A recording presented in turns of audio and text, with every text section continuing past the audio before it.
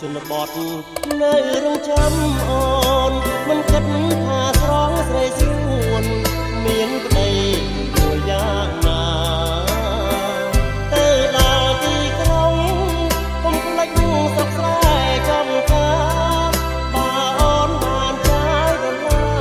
រមេត្តាកុំភ្លេចប្រាក់រៀលពេលនេះ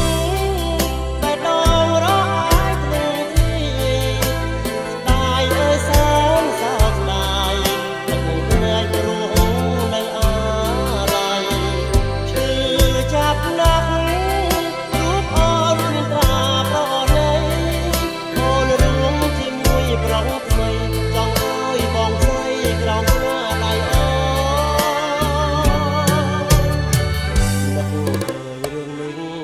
យំរាល់រាត្រីមើល